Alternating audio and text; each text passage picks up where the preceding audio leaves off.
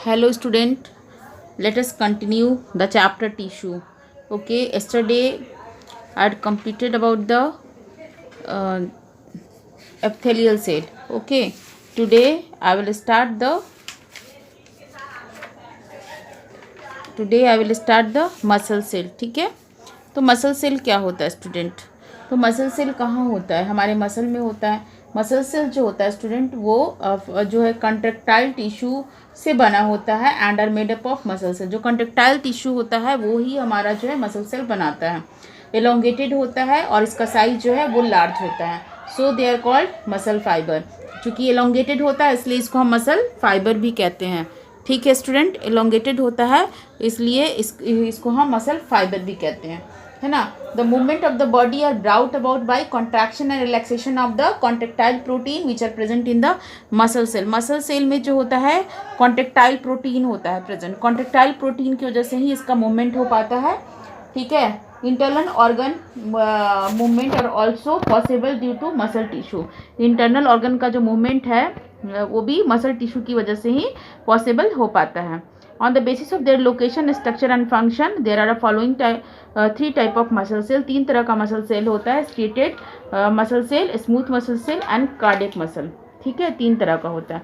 तो हम तीनों के बारे में अलग अलग देखेंगे। तो अभी तो हम देखें कि जनरली मसल सेल कहाँ होता है और कहाँ प्रेजेंट होता है। तो हमारे इंटरनल ऑर्गन में जो है प्रेजेंट होता है और जो है वो मसल में प्रेजेंट होता है। ठीक है, और अब इसका हम टाइप के बारे में डिस्कस करेंगे। स्ट्रिएटेड जो मसल है, जैसा कि नाम से पता है, स्ट्रिएटेड का मतलब जो है स्ट्रिएशन होगा। इसमें जो मसल सेल होगा ना, इसमें स्ट्रिएशन प्रेजेंट होगा।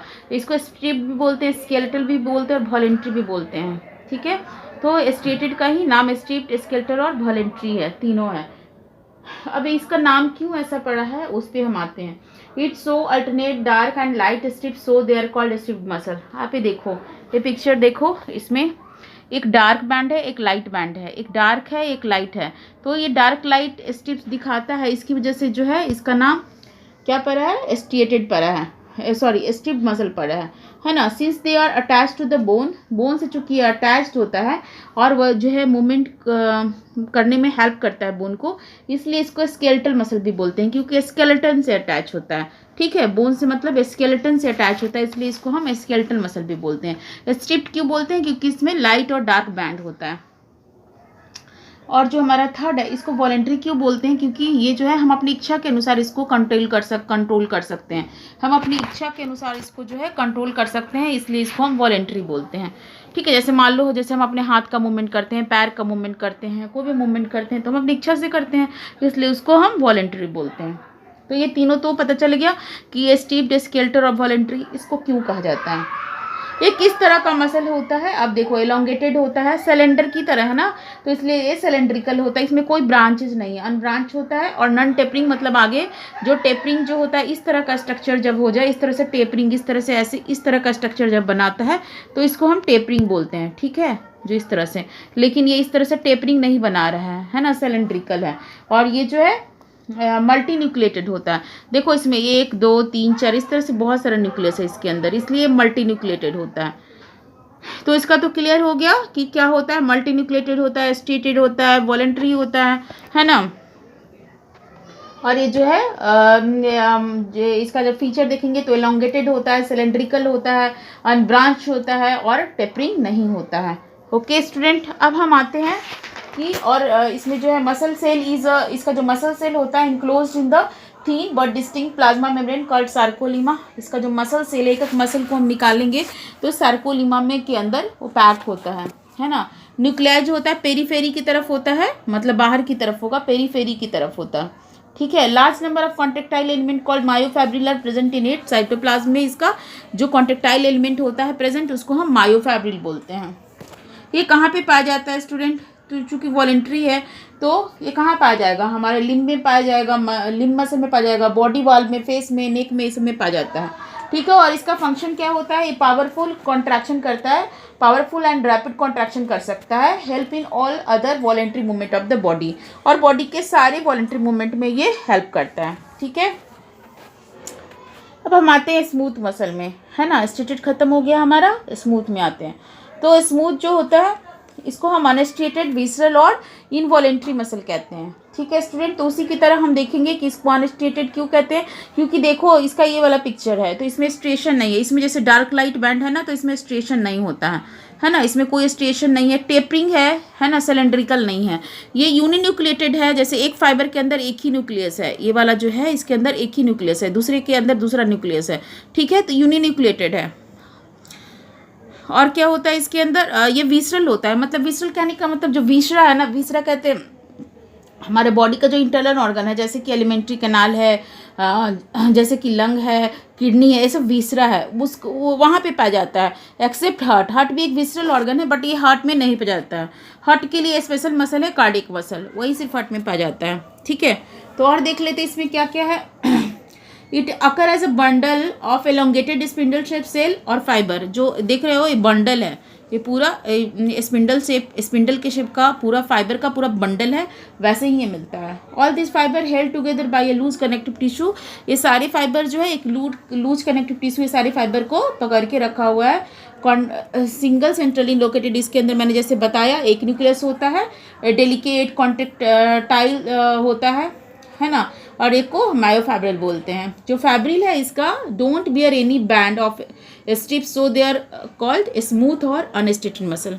अब स्टूडेंट इसको स्मूथ क्यों बोलते हैं, तो इसमें आप देख रहे हो कि इसमें स्ट्रिएशन प्रेजेंट है ना, इस तरह से एक ऐसे जैसे ये जो है ना, अब मैं ऐसे समझा रही हूँ, ये जो है सिलेंड्रिकल है, तो एक तरह लाइट डार्क बैंड है और फिर ये लाइट है, फिर ये डार्क है, फिर ये लाइट है, तो स्ट्रिएशन इसमें प्रेजेंट है इसमें, लेकिन इसमें इस तरह से कुछ भी नहीं है, सब एक जैसा है ना, स्ट्रिएशन नहीं, इसलिए इसको स्मूथ बोलते हैं। ठीक है, तो ये फीचर हमको याद रहेगा। कहाँ मिलता है, तो मैंने बताया विसरल है तो हमारे विसरल ऑर्गन में मिलेगा, है ना, जैसे कि हमारा ब्लड वेसल में मिलेगा, यूरोजेनिटल ट्रैक्ट में मिलेगा, है ना, डक्ट ऑफ ग्लैंड में मिलेगा, stomach, intestine, ureter, bronchi, iris of eye, ये सब जगह में मिलता है।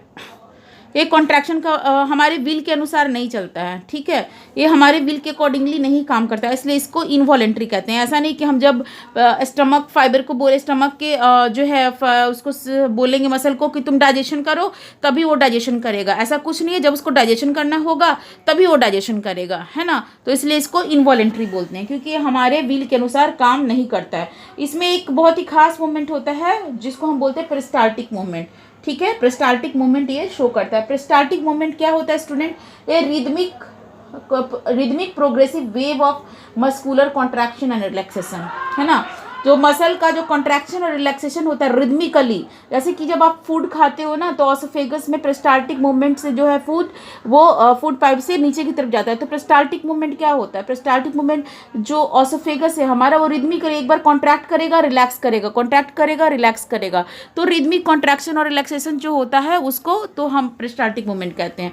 तो इसलिए पूरे बॉडी में हमारा पेरिस्टाल्टिक मूवमेंट कई जगह होता है, तो वहाँ पे ये इस तरह का मसल फाइबर मिलता है।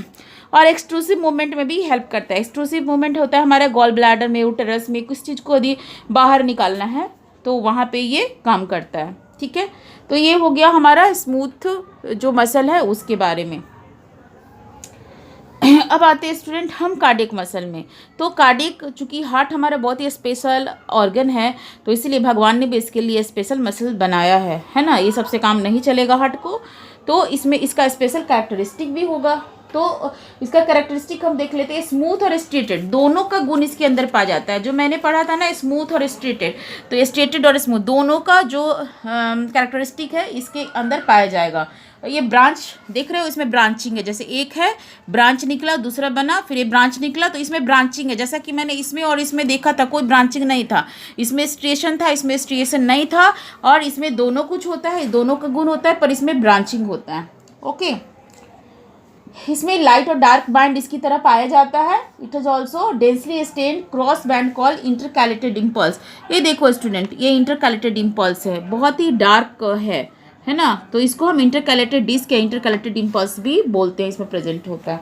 ठीक है, ये जो है हार्ट जो ये कार्डियक मसल है का बेसिकली हार्ट में प्रेजेंट होता है। ठीक है, और हार्ट का फंक्शन आपको तो पता है, हार्ट का फंक्शन क्या होता है, कॉन्ट्रैक्शन एंड रिलैक्सेशन होता है हार्ट का फंक्शन, तो कॉन्ट्रैक्शन और रिलैक्सेशन तो करता ही है, पर बहुत ही रैपिडली और रिदमिकली करेगा, टायरलेसली करेगा थ्रू आउट द लाइफ। जब सोचो, जब हम यूट्रस में होते हैं, मदर रूम में होते हैं, उस समय जैसे हमारा डेवलपमेंट होता है और हार्ट बनता है, उस समय से हमारा हार्ट जो है, जब तक हम लिविंग रहते हैं, कोई 80 ईयर रहता है, कोई 100 ईयर रहता है, तब तक हमारा हार्ट भी टायरलेसली और रिदमिकली कॉन्ट्रैक्शन और रिलैक्सेशन शो करता रहता है due to this muscle fibre. Okay, तो सोचो ये मसल फाइबर हमारे लिए कितना इम्पॉर्टेंट है ना। और ये जो है हार्ट जो है पूरे बॉडी में ब्लड को पंप करता है, तो कार्डिक मसल भी ही उसमें हेल्प करता है ब्लड को पूरे बॉडी में पंप करने के लिए। ठीक है स्टूडेंट, आज के लिए इतना ही, बाकी हम नेक्स्ट वीडियो में कंप्लीट करेंगे। Thank you.